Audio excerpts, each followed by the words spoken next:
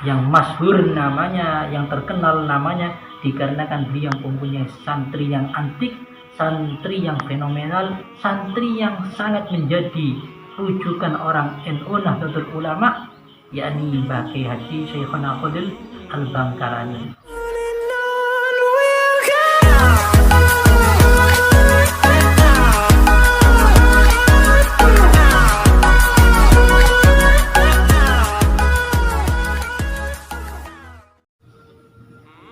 Assalamualaikum warahmatullahi ta'ala wabarakatuh. Alhamdulillahirabbil alamin.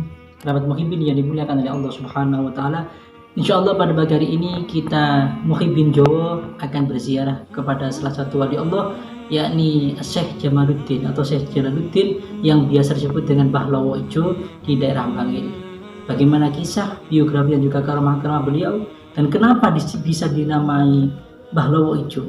Nanti insyaallah kita akan bahas nanti di makbarohnya. Insyaallah tempat ini adalah tempat yang berbarokah, rahmat, maka jangan sampai terputus videonya, terus ikuti dan fatihai beliau, insyaallah nyambung barokahnya. Amin amin ya mujibas sa'idin. Wassalamualaikum warahmatullahi wabarakatuh. Arafal kaunu salamah min imamil mursalin, innahu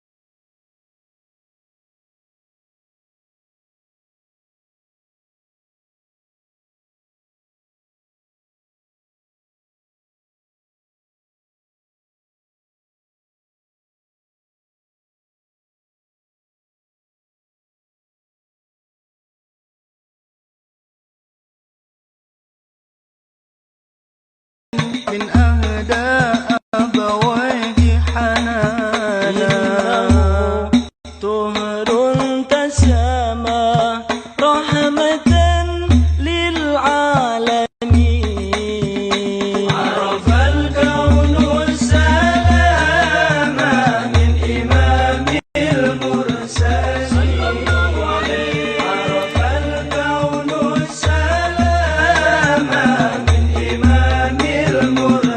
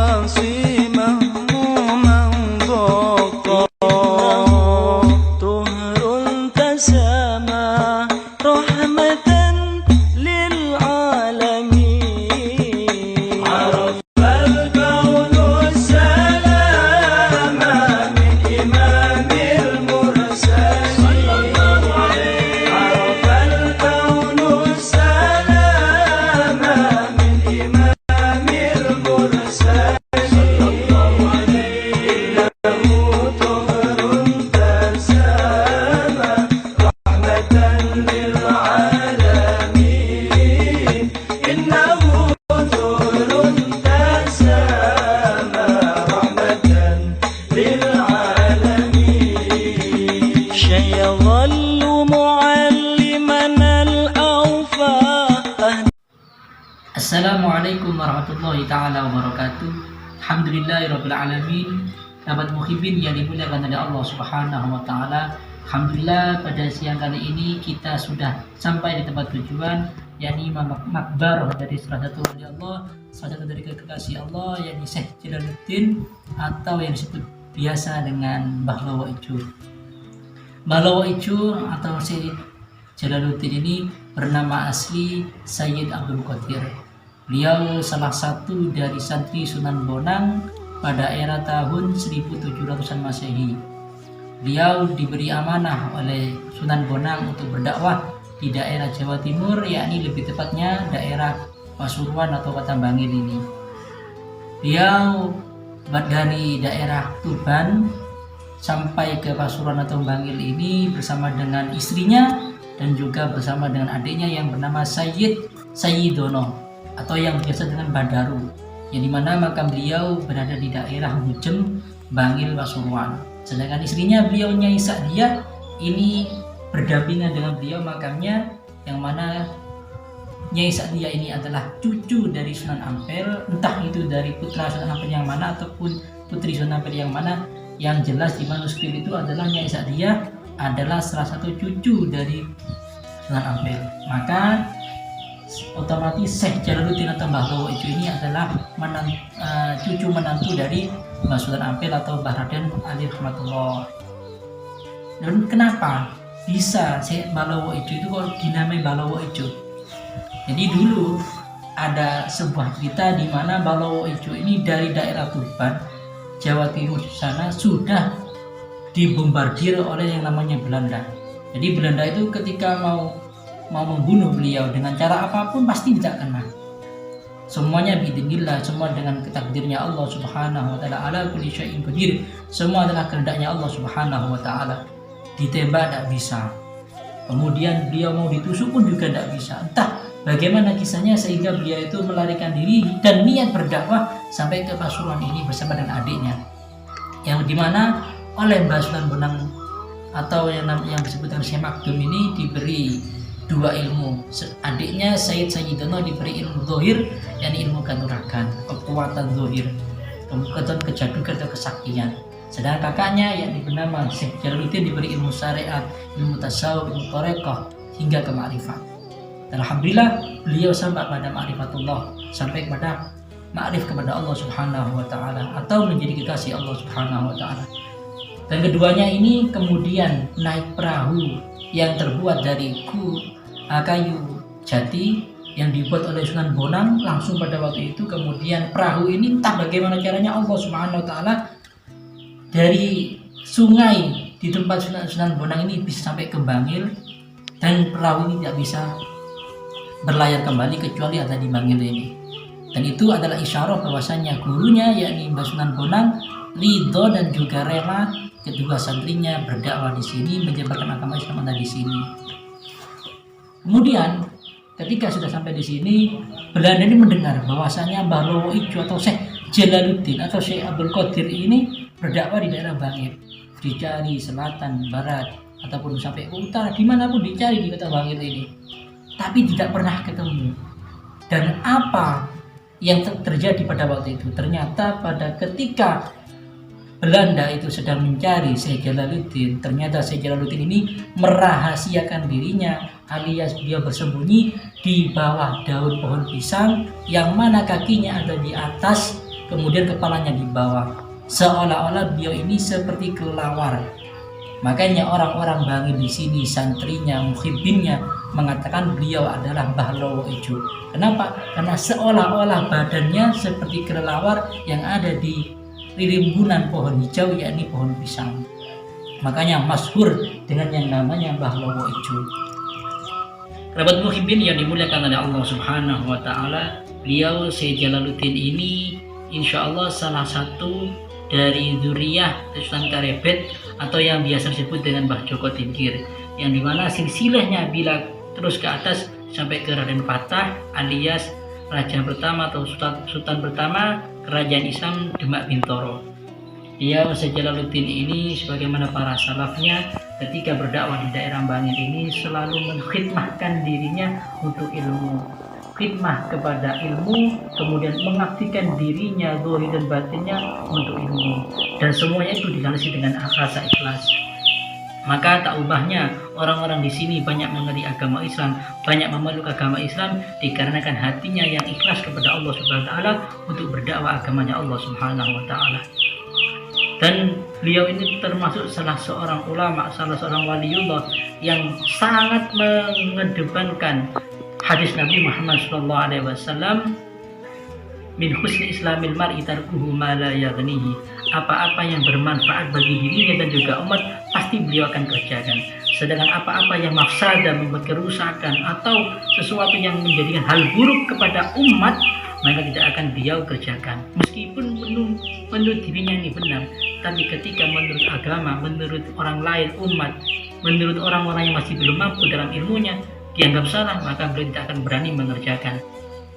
Seperti halnya dulu Syekh Jalaluddin ini juga tidak pernah keluar dari rumah, tidak pernah keluar dari kamarnya, bertafakkur kepada Allah, bertadabbur kepada Allah, mengingat Allah, takut kepada Allah Subhanahu wa taala. Sehingga Nyai Sa'diyah ini bingung, kenapa suami saya tidak pernah keluar dari rumah, tidak pernah keluar dari kamar, sedangkan para santrinya, para muhibinnya, para orang-orang yang pengikutnya ini kepingin ngaji beliau, ingin ngaji terus kepada beliau, tapi beliau masih ingin bersendiri kepada Allah, ingin berduaan dengan Allah Subhanahu wa taala. Tapi pada suatu malam beliau Syekh Jalaluddin ini didatangi oleh salah satu kakeknya, entah itu siapa, yang penting yang saya tahu kemungkinan itu adalah kakeknya, entah itu Mbah Sunan Karepet Jawa Tinggal atau itu Raden Fatah ataupun salah satu dari gurunya seperti ini Sunan Bonang. Bila beliau isyarah, keluarlah, engkau lebih baik mengajar menjadi orang yang khidmah kepada ilmu daripada engkau berdoa terus pada Allah tapi kau tidak memberikan manfaat kepada orang lain. Sebagaimana kita ketahui, khairun nas man anfa'uhum binnas, bahwasanya sebaik-baik manusia, sebaik-baik umat Nabi Muhammad SAW adalah orang yang bisa memberikan manfaat kepada orang lain, khususnya kepada umat Nabi Muhammad SAW.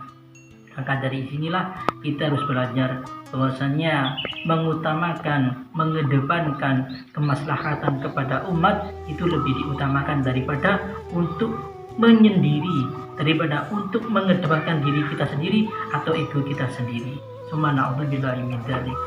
Kerabat muhibin yang dimakan oleh Allah Subhanahu wa taala, pada tahun 2000-an, entah itu tahun 2000 berapa, Gus Dur atau presiden kita yang keempat, Kiai Haji Abdurrahman Wahid, pernah diisyaroi mimpi oleh entah itu Mbak Kiai Hasyim Asy'ari, bahwasanya beliau ini disuruh untuk berziarah kepada Mbah Lowo Ijo. Entah waktu itu di mana makamnya beliau tidak tahu. Ketika ditelusuri makamnya ada di daerah Bangil. Dan ternyata Syekh Jalaluddin ini adalah seorang ulama, salah seorang mursyid thariqah yang kemudian beliau membangun pondok, yakni Pondok Cangaan Bangil, yang masyhur namanya, yang terkenal namanya dikarenakan beliau mempunyai santri yang antik, santri yang fenomenal, santri yang sangat menjadi rujukan orang NU Nahdlatul Ulama, yakni Mbah Kiai Haji Syekhona Khalil Al-Bangkalani. Beliau mondok di daerah Cangaan, ngaji di sana, kemudian beliau pulang dan beliau menjadi orang yang masyhur akan keilmuan dan juga kewaliannya, dan beliau menjadi tokoh sentral di dalam pembangunan Nahdlatul Ulama. Sebagaimana yang didahulukan oleh Mbah Kiai Hasyim Asy'ari, bahwasanya NU itu tidak pernah lepas, tidak akan pernah goyang, dikarenakan beliau NU ini sudah dipakari, didasari oleh orang-orang yang intelektual, yang kuat ilmu dan juga tasawufnya, seperti Mbah Kiai Khalil Al-Bangkalani. Sahabat muhibin yang dimakan oleh Allah Subhanahu wa taala, mungkin itu yang dapat kami sampaikan, mungkin ini yang dapat kami uraikan, yang insyaallah akan menjadi hikmah yang baik bagi antum semuanya, terutama bagi al-fakir yang fakir ilmu, fakir adab dan juga fakir apapun.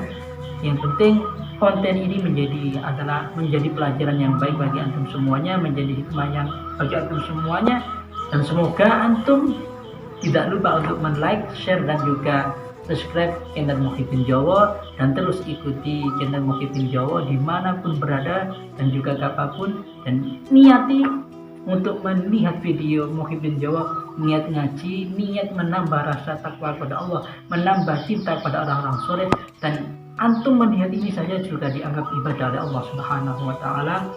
Sekiranya itu yang dapat kami sampaikan di tempat Dahulu Ijo. Semoga besok dan juga besok terus akan istiqomah kami berikan makam-makam dan juga cita-cita orang-orang soleh kepada antum semuanya, dan semoga kita menjadi orang-orang yang selamat, baik selamat di dunia maupun di akhirat. Amin amin ya mujibas sa'in. Wassalamualaikum warahmatullahi taala wabarakatuh.